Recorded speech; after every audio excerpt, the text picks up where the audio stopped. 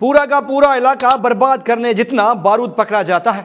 Police खुद ही अपनी van को पकड़ती है। अफसरान और एहलकारों को लगता है कि अब तो सरकार इनाम देगी, लेकिन उन्हें साफ कह दिया जाता है कि तुम्हारी हिम्मत कैसे हुई। एक उड़ता हुआ इस्तीफा आता है। उसके बाद पुलिस ऐसा दिखाने की कोशिश करती है कि जैसे कुछ हुआ ही नहीं था। स्टेट के चीफ मिनिस्टर के मुशीर बाबुल भयो पर इल्जाम लगता है कि यह पुलिस वैन उनके ही सिक्योरिटी स्क्वाड का हिस्सा थी। असल में बहस इस बात पर हो रही है कि ये बारूद मतलब वेपन्स पुलिस वैन में स्मगल नहीं हो रहे थे। ये वीगो गाड़ी में बलोचिस्तान से सिंध मुंतकिल किए जा रहे थे। पुलिस वीगो गाड़ी को रोकती है। गाड़ी में बैठा शख्स जो कि मुबैना तौर पर खुद को बाबुल भयो का बेटा जाहिर करता है। चूंकि पुलिस एक्शन में रिएक्शन का अंदाजा लगाना भूल जाती है, एहलकार सहाफियों को सब कुछ बता देते हैं। एसएसपी जैकबाबाद सलीम शाह तक जब यह खबर पहुंचती है, फिर फौरी वीगो गाड़ी से सामान पुलिस वैन में मुंतकिल हो जाता है।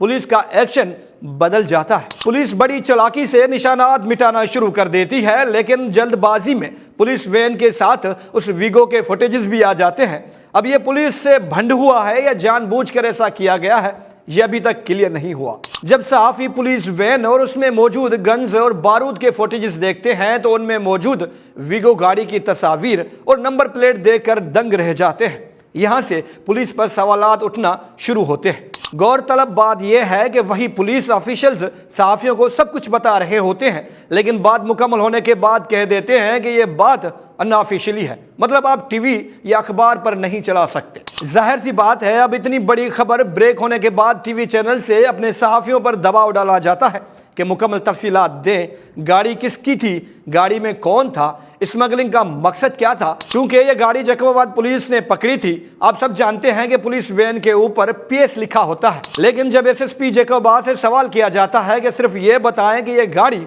किसके प्रोटोकॉल में शामिल थी, वो इस सवाल का जवाब नहीं दे पाते। पुलिस खुद एफआईआर दर्ज करती है।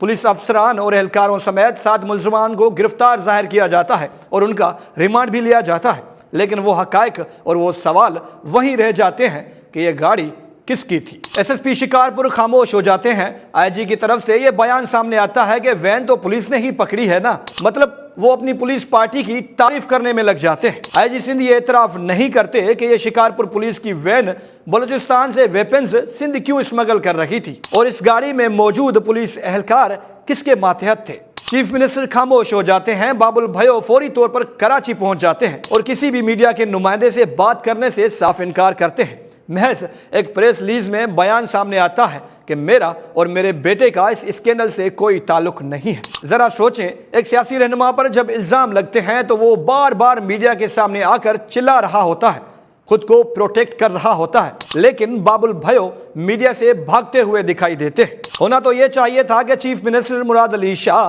खुद वजाहत करते कि उनकी कैबिनेट में शामिल उनके ही मुशीर पर संगीन इल्जामात के पीछे की कहानी क्या है, लेकिन सीएम ऐसा नहीं करते। सरकार खामोश, पुलिस खामोश, लेकिन यह खबर सोशल मीडिया पर आग की तरह फैल जाती है।